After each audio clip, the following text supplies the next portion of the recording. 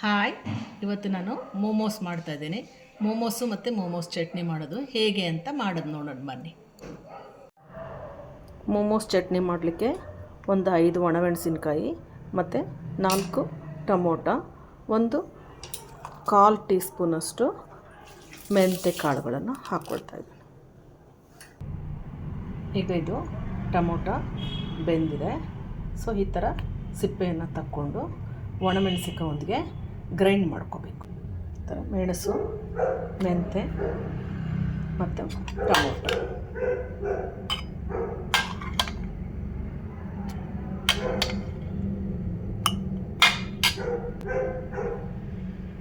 Grind ಮಾಡ್ಕೊಳ್ಬೇಕು.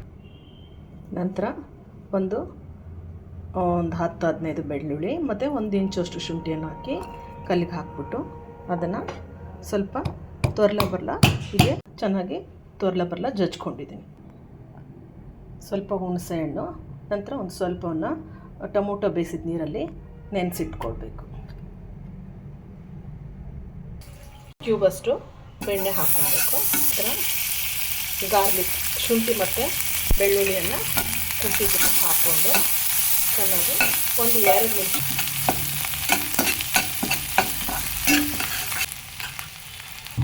ಸ್ವಲ್ಪ ಈಗ ಸೀಸ್ನಿಂಗ್ ಪೌಡ್ರ್ ಹಾಕ್ಕೊಳ್ತಾ ಇದ್ದೀನಿ. ಇಟ್ಕೊಂಡಿರ್ತಕ್ಕಂಥ ಮಸಾಲ ಹಾಕ್ಕೊಳ್ತಾ ಇದ್ದೀನಿ.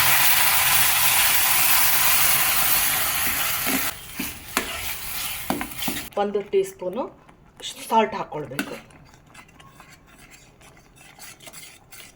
ನಂತರ ಅದು ಹುಣಸೆ ಹಣ್ಣು ಮತ್ತು ಬೆಲ್ಲವನ್ನು ಕುಕ್ಕರಲ್ಲಿ ಕೂಗಿಸಿರ್ತಕ್ಕಂಥ ನೀರಲ್ಲಿ ಇಟ್ಟಿರೋದನ್ನು ಅದು ಸ್ವಲ್ಪ ಜ್ಯೂಸ್ ಮಾಡಿರೋದನ್ನು ಹಾಕ್ಕೊಳ್ತಾ ಇದ್ದೀನಿ.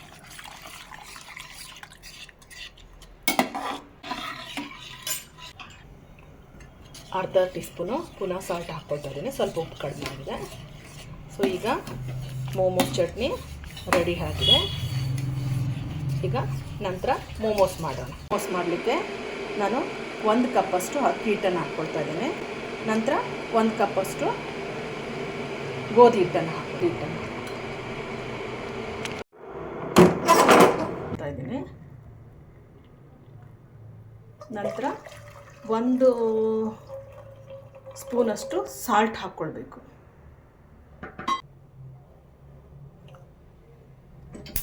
ಸೊ ಈ ನೀರಿಗೆ ಆ ಹಿಟ್ಟನ್ನು ಹಾಕಿ ಚೆನ್ನಾಗಿ ರೊಟ್ಟಿಗೆ ಹಿಟ್ಟು ಮಾಡುವಾಗ ಹೇಗೆ ಕುದಿಸ್ಕೊಳ್ತೀವೋ ಹಾಗೆ ಜಿಗಿಟ್ ಮಾಡ್ಕೊಳ್ಬೇಕು.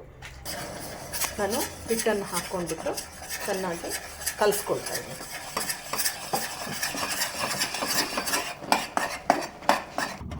ಇದು ಈ ಥರ ಜಿಗಿಟ ಆಗಿದೆ.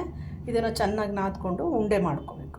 ಸೊ ಮೋಮೋಸ್ ಮಾಡಲಿಕ್ಕೆ ನಾನು ಕ್ಯಾರೆಟನ್ನು ಸ್ಕ್ರ್ಯಾಪ್ ಮಾಡಿ ತೊಗೊಂಡಿದ್ದೀನಿ, ಸ್ವಲ್ಪ ಕ್ಯಾಪ್ಸಿಕಮ್ ಸ್ಕ್ರಾಪ್ ಮಾಡಿ ತೊಗೊಂಡಿದ್ದೀನಿ, ಮತ್ತು ಈರುಳ್ಳಿ ಮತ್ತು ಕೊತ್ತಂಬರಿ, 1 ಹಸಿಮೆಣಸಿಗೆ ಹಾಕ್ಕೊಂಡಿದ್ದೀನಿ, ಸ್ವಲ್ಪ ನವಲ್ಕೋಲು ಹಾಕ್ಕೊಂಡಿದ್ದೀನಿ. ನಂತರ ಇದು ಬ್ರೊಕೋಲಿಯನ್ನು ಸ್ಕ್ರ್ಯಾಪ್ ಮಾಡಿ ಇಟ್ಕೊಂಡಿದ್ದೀನಿ.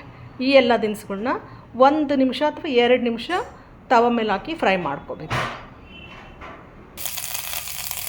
ನಾನು ಸ್ವಲ್ಪ ಶುಂಠಿ ಪೇಸ್ಟನ್ನು ಹಾಕ್ಕೊಳ್ತಾ ಇದ್ದೀನಿ. ಸ್ವಲ್ಪ ಶುಂಠಿ ಪೇಸ್ಟು, ನಂತರ ತರಕಾರಿಗಳನ್ನ ಹಾಕ್ಕೊಳ್ತೀನಿ.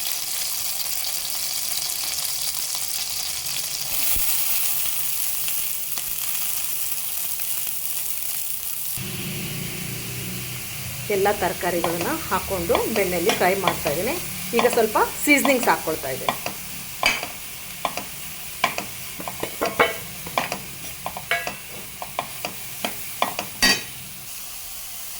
ಎಲ್ಲ ತರಕಾರಿಗಳನ್ನ 1 ಕ್ಯೂಬಷ್ಟು ಬೆಣ್ಣೆ ಹಾಕ್ಕೊಂಡು ನಾನು 2 ನಿಮಿಷಗಳ ಕಾಲ ಫ್ರೈ ಮಾಡ್ಕೊಂಡಿದ್ದೀನಿ.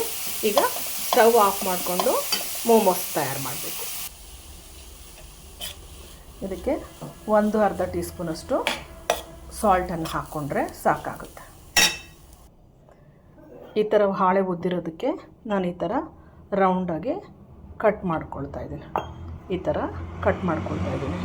ಈ ಥರ ಮಾಡಿರತಕ್ಕಂಥದ್ದು ನಾನು ಆಲ್ರೆಡಿ ಒಂದು 30 ಉದ್ದಿ ಇಟ್ಕೊಂಡಿದ್ದೀನಿ. ಇದಕ್ಕೆ ನಾನು ಸ್ಟಫ್ ಮಾಡ್ಕೋಬೇಕಂದ್ರೆ ತುಂಬಿಕೊಳ್ಬೇಕು.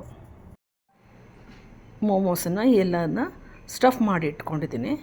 ಈಗ ಇದನ್ನು 10-15 ನಿಮಿಷಗಳ ಕಾಲ ಸ್ಟೀಮರಲ್ಲಿ ಇಟ್ಕೊಂಡು ಸ್ಟೀಮ್ ಮಾಡ್ಕೋಬೇಕು.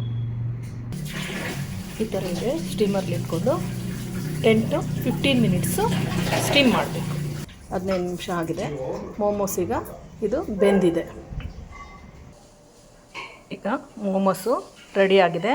ನೀವು ಮನೇಲಿ ಒಮ್ಮೆ ಹೀಗೆ ಮೋಮೋಸನ್ನು ಮಾಡಿ ಟೇಸ್ಟ್ ಮಾಡಿ ನೋಡಿ, ಲೈಕ್ ಮಾಡಿ, ಶೇರ್ ಮಾಡಿ. Bye bye. Thank you.